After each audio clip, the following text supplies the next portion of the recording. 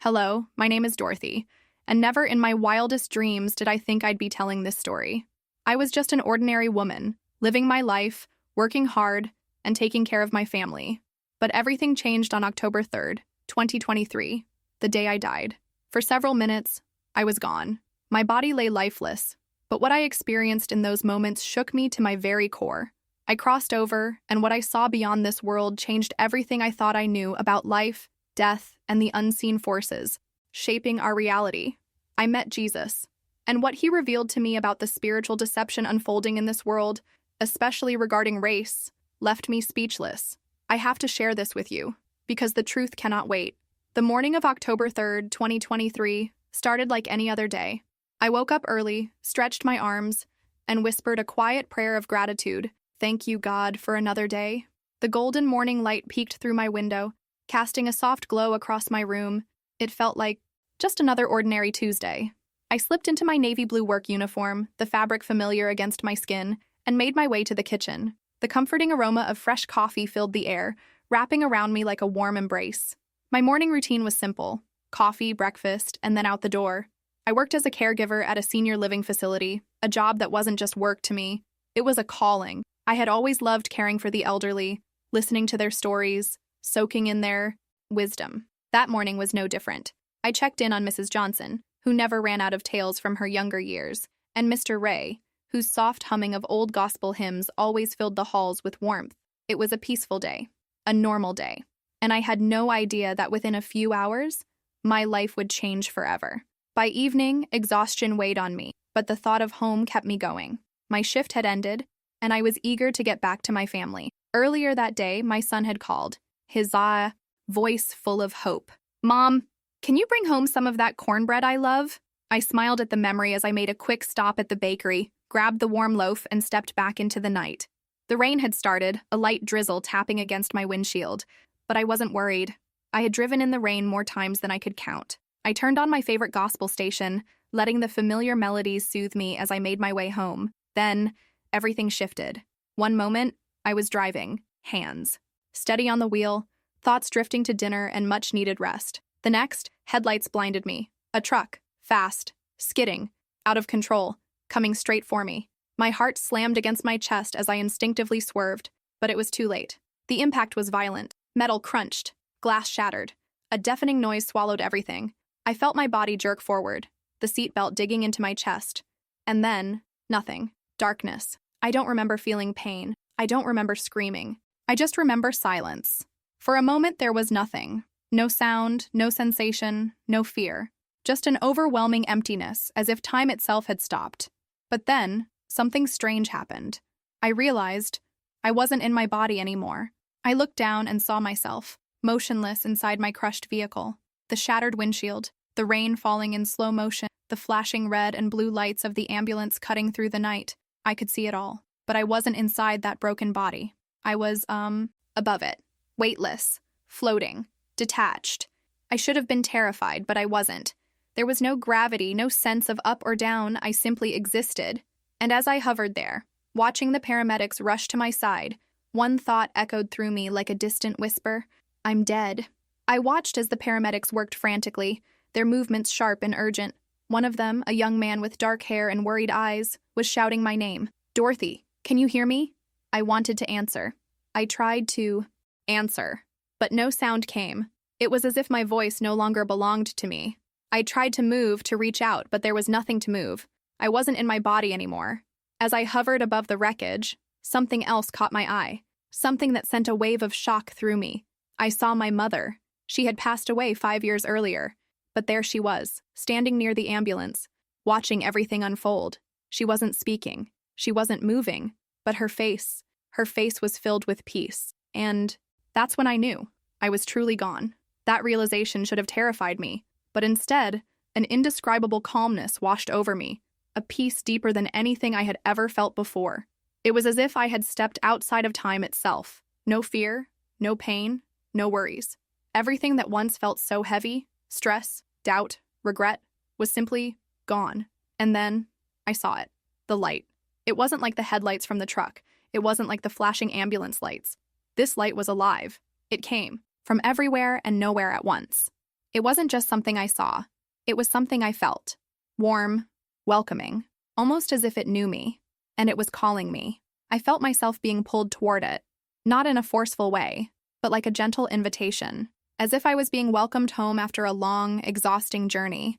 And the closer I got, the more I felt something indescribable. Love. Not the kind of love we talk about on Earth. This was something deeper. It filled every part of me, wrapping around me like a long-lost embrace. It was as if this light had been waiting for me my entire life. Then I heard it. A voice.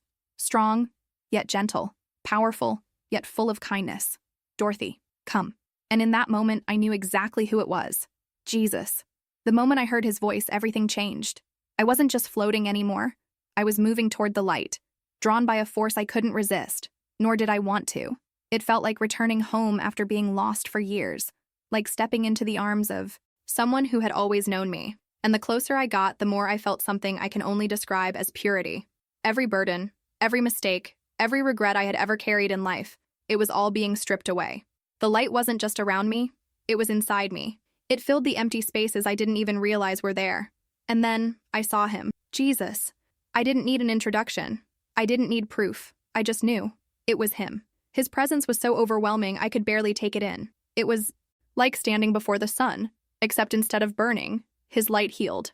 It seeped into every part of me, filling me with a love so complete, so pure, that I never wanted to leave. Without thinking, I fell to my knees. I don't even know if I had knees in that form, but I felt the action of bowing, not out of fear, but out of something deeper. Love, reverence, awe. Every inch of my being recognized his authority, his goodness, his power. Then he spoke again. Dorothy, rise. I stood, and for the first time I saw him clearly. His face, how do I even begin to describe it? It wasn't just beautiful, it was beyond human words. His eyes held something infinite, something eternal. Depth, wisdom, love. But there was something else in his gaze. Sorrow. It startled me. Why would Jesus, the King of Kings, the Prince of Peace, carry sorrow in his eyes? Before I could ask, he reached out his hand, and the moment his fingers touched mine, a wave of understanding flooded over me. I saw everything, not just the world as I had known it, but the world as he saw it. The pain, the deception, the way people were being led astray without even realizing it. I saw people dividing themselves.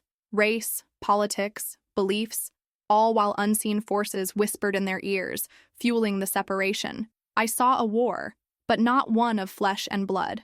This was something deeper, a spiritual battle raging across the earth, and most people had no idea they were even part of it. Tears filled my eyes. Lord, what is happening? I whispered.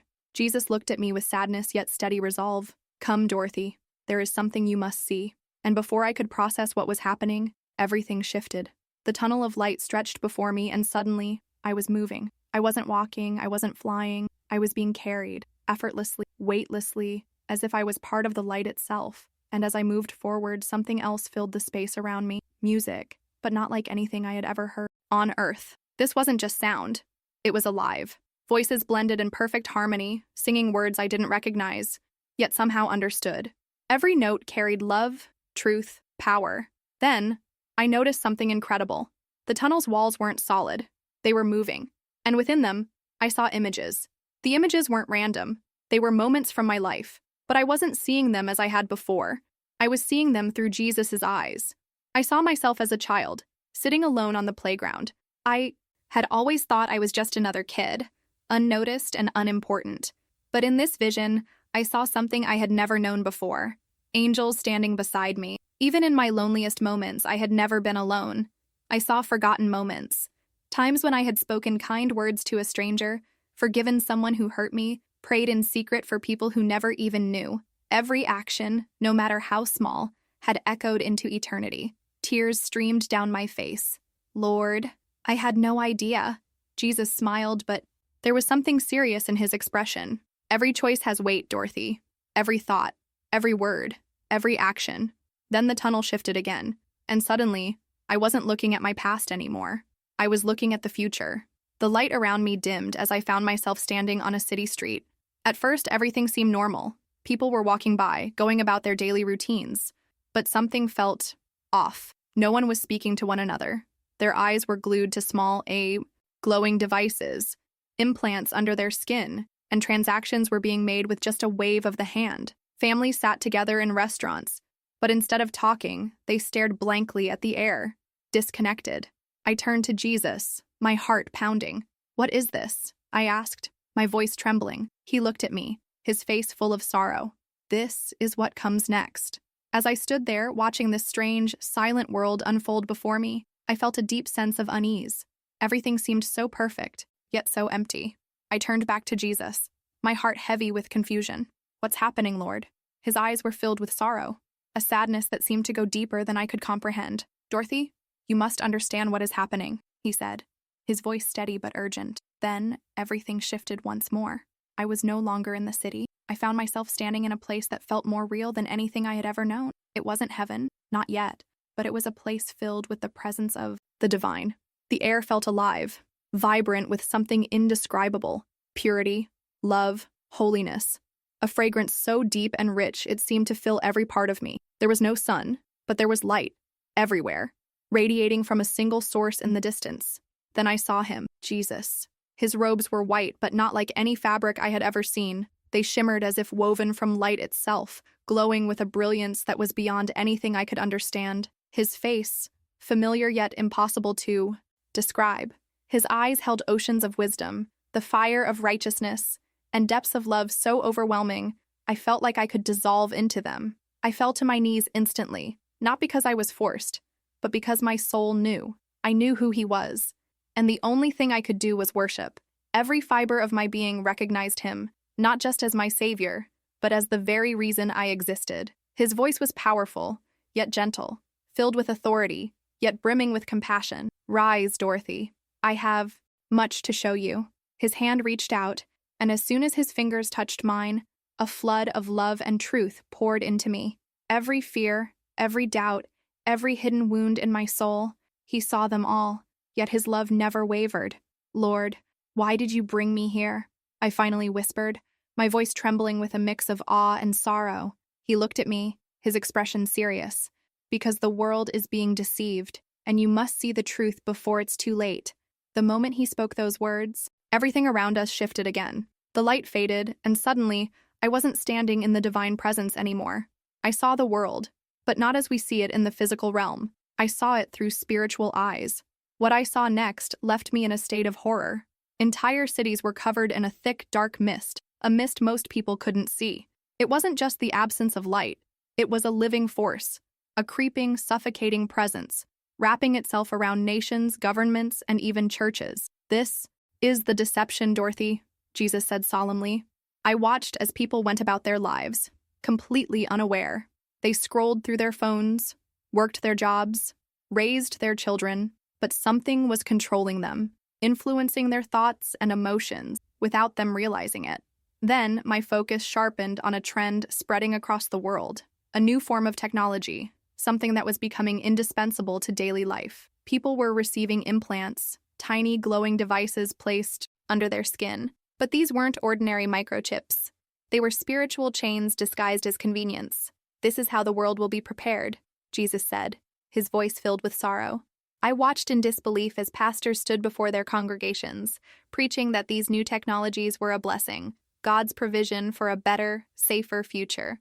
I saw Christians, with open hearts, willingly accepting these implants, convinced that it was just another way to engage with the modern world. "Don't they see it, Lord?" I asked, my heart breaking. Jesus shook his head, his eyes filled with sadness. "No, because they do not ask me. They trust the world's wisdom over mine." I wanted to scream, to shake them awake, to warn them, but I couldn't. This was just a vision, a warning. Jesus gently spoke again. "Come, Dorothy. There is more to see." The vision shifted once more, and now I saw people of every race and color moving through life, unaware of the deep-rooted divisions within them. I saw Black people carrying pain, anger, and resentment passed down through generations, sometimes without even understanding why. I saw white people, burdened with shame, confusion, and guilt, struggling to find their place in a world that constantly reminded them of the past. And that's when Jesus spoke. His words shook me to my core. "Do you see, Dorothy? They are not each other's enemies. They are all my children." I gasped as the truth hit me. The division between black and white wasn't natural. It had been engineered. I saw dark forces whispering lies into both groups, twisting history, magnifying wounds, and using pain as a weapon to keep them apart. For black people, the enemy whispered, "You are not valued. You will always be seen as less. Hold on to your anger. Never forgive." For white people, the enemy whispered, "You are responsible for everything. You are guilty by birth. You can never do enough to atone for the past." And both sides believed the lie. Jesus turned. To me, his voice filled with love and urgency. The enemy uses history to keep them blind, but I came to set them free. There is no black. There is no white. There is only my people. Tears streamed down my face as I saw the spiritual chains that wrapped around people's minds. It was never about race. It was always about control. I suddenly understood why Jesus had sorrow in his eyes. People were so focused on fighting each other, they couldn't see the real battle happening above them. Dorothy, this deception is strong. Many will be lost because of it. I fell to my knees, heartbroken by the weight of what I had just witnessed. Lord, what can we do? I whispered, desperate for answers. Jesus placed a hand on my shoulder, his voice filled with both gentleness and urgency. Tell them the truth. Some will listen, some will not. But the truth must be spoken. I could barely breathe from the intensity of what I had just seen. The division, the deception, the way the enemy had twisted. Everything. It was overwhelming. I looked at Jesus, my soul trembling. Lord, how did we get here? How did we let this happen? Jesus looked at me with deep love and sorrow. Dorothy, my people have forgotten who they are. The moment he spoke those words, understanding flooded through me. The enemy had not just divided people by race or lies. He had stolen their identity. I saw people wandering through life without purpose, searching for meaning in temporary things. Money, power, validation from others, never realizing that they were created for so much more. Then, in a flash, I was taken to a place that looked like a great hall, a vast space filled with souls. Not physical bodies, but beings of light, full of potential and promise. These are the ones who have yet to be born, Jesus explained. Each one is sent with a purpose. Each one is given gifts to fulfill their calling. But when they enter the world, the enemy begins his work. He confuses them, weakens them, distracts them, so they forget why they were sent.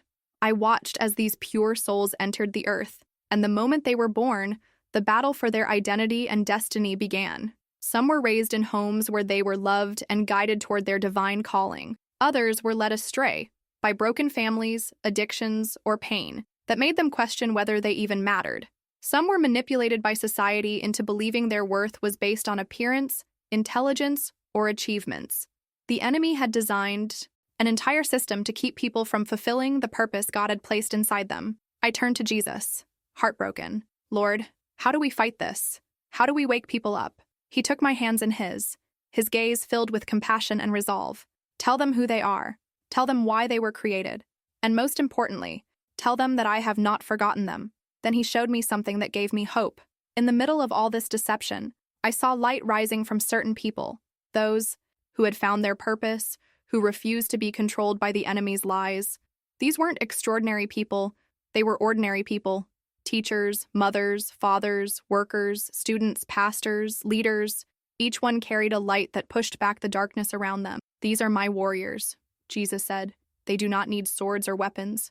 Their weapon is truth. The more these people spoke the truth, the more chains fell off those around them. The enemy could not stop them because truth is more powerful than any lie.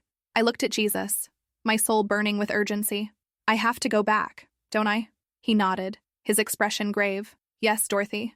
But first, there is one last thing I must show you. The moment he spoke those words, everything around us shifted again. The warmth and peace of his presence were still there, but what I saw next shook me to my core. I was standing in a massive city, larger than anything I had ever seen, but something was wrong. The buildings were sleek, modern, with glowing screens everywhere. The streets were silent, though thousands of people moved through them, their faces emotionless, their eyes locked on invisible data streams projected before them. I turned to Jesus, my heart pounding. Lord, what is this? His face was filled with sorrow. This is the world as it will be if they do not wake up. I watched in disbelief as people moved through their day, routines like machines, working, eating, shopping, but something was missing. No one laughed. No one cried. No one questioned anything. Then I saw the source of control. Above the city, towering on the screens, was a massive holographic image of a leader, charismatic, well-spoken, admired by everyone. "This is the one the world will follow," Jesus said, his voice heavy. "The one they will trust, but they will not see the chains he places upon them until it is too late." I saw governments promoting unity, safety, and peace, but behind their words was something sinister. People were willingly giving up their freedoms, believing they were making the world better. Then, something that made my heart drop. I saw people in massive lines, stepping forward to receive something. At first, I couldn't see what it was, but as I got closer, my blood ran cold. They were receiving an upgrade, a small implant just under their skin. "Lord, is this the mark?" I asked, panic rising in my chest. Jesus shook his head, his voice somber. "Not yet, but this is how they will be led to accept it, step by step, deception by deception. First, it will be convenient. Then, it will be necessary. And finally, it will be mandatory." Tears filled my eyes as I watched them. I wanted to scream, to warn them, to shake them awake. But they couldn't hear me. They were too entranced, too deceived, too willing to trust the system. "Lord, how do we stop this?" I asked, my voice desperate. Jesus looked at me with both sorrow and hope in his eyes. "Some will listen, some will not. But those who know my voice will not be deceived. You must tell them, warn them, before the time comes." Then everything shifted again. I found myself standing in an open field, the city gone, the towering screens vanished. Everything was silent. Jesus stood beside me, looking out over the horizon, his presence heavy with the weight of everything he had shown me. "Dorothy, the world has forgotten the power of choice. They believe they are victims of their circumstances, but I gave them free will. It is the greatest gift I ever gave mankind, and yet so many choose destruction." I looked at him, tears streaming down my face. "But Lord, they don't know. They don't see it. How can they choose when they don't even realize they're being deceived?" Jesus turned to me, his expression firm yet gentle. "That is why my people must speak. That is why the truth must be louder than the lie." Suddenly, I saw two paths before me. One path was wide, smooth, and beautiful. People walked down it without hesitation, comfortable and content. But as they went further, I saw darkness slowly swallowing them whole. They didn't even realize they were walking toward destruction. The other path was narrow and rough, filled with obstacles and challenges. But at the end of it, there was light, and Jesus was waiting there with open arms. "Most will choose the easy path, Dorothy," Jesus said. "It is comfortable, it is safe, and it requires no sacrifice. But those who seek me, those who trust me, will take the harder road, and I will lead them home." I turned to Jesus, my voice shaking. "What do I do? How do I help them see?" He placed his hand on my shoulder, and in that moment, I felt his love pour into me. "Tell them the truth, Dorothy. Some will reject it, some will mock you, but those who are mine will hear my voice. And when the time comes, they will know which path to take." Suddenly, I was no longer in the vision. I was back in the presence of Jesus, the weight of everything I had seen still, pressing down on my soul. But now there was something else. Hope. Jesus turned to me, his voice steady. "There are those who are already awake, Dorothy. The enemy cannot deceive them, because they know my voice. These are the ones I have chosen to stand in the final days." I saw small pockets of light scattered across the world, people who refused to conform, who clung to Jesus despite the deception around them. I saw them praying, worshiping, encouraging each other, warning those who would listen. And I realized something. They weren't afraid. Even as the world around them grew darker, they stood firm. "These are my warriors," Jesus said. "Not with swords, not with violence, but with truth. And when the world turns against them, I will be their shield." Tears filled my eyes as I saw so much suffering, so much deception. But now, I saw something else. The power of those who stood with Jesus. They weren't powerful by the world's standards. Most were ordinary people. Mothers, fathers, workers, students. But in the spiritual realm, they shined like the stars. Jesus looked at me, his eyes filled with purpose. "Go back, Dorothy. Tell them what you have seen. Those who are mine will listen." I felt a pulling sensation, like something was dragging me back. I looked at Jesus, my heart breaking. "Lord, I don't want to leave. I want to stay with you." He smiled, but his eyes were serious. "Your time is not yet finished. There are many who need to hear this, Dorothy. They need to know the truth before it is too late." The pull became stronger, and suddenly, I felt myself being sucked away from the light. Everything became dark again. I felt the weight of my body return, the sharp sting of pain, and the sound of machines beeping around me. I gasped for air. I was back. I opened my eyes slowly and saw my family gathered around me, their faces filled with shock and disbelief. I was alive, and in that moment, I knew without a doubt I had to share what Jesus had shown me. The moment. I took my first breath back in my body. It felt foreign, as if I had been forced into something too small, too limiting. The weight of flesh, the aching of my limbs, the beeping of the hospital machines. It was all overwhelming. My eyes fluttered open, and I saw the faces of my family hovering over me. Tears streamed down their cheeks, a mixture of shock and relief. My sister clutched my hand tightly, whispering my name over and over, as if saying it enough times would keep me here. The doctors had told them I wouldn't make it. My injuries were too severe, but God had other plans. As I adjusted to being back, memories of what I had seen flooded my mind. The city, the deception, the enemy's grip on humanity. It was all so clear in my spirit. Yet, when I looked into the eyes of my loved ones, I realized something terrifying. They had no idea. They had been living life unaware of the war happening above them. Tears welled up in my eyes. I have to tell them, I whispered. My sister leaned closer, her face full of concern. Tell us what? I tried to speak, but the words wouldn't come out.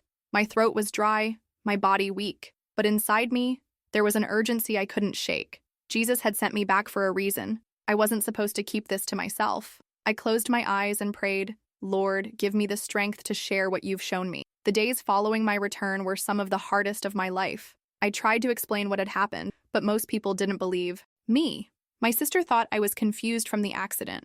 My pastor told me that while near-death experiences were powerful, I should be careful not to scare people. Even some of my closest friends dismissed it as a dream. I felt alone, burdened with something too heavy to carry on my own. But deep in my heart, I knew I couldn't stay silent. Jesus had warned me that people wouldn't always listen.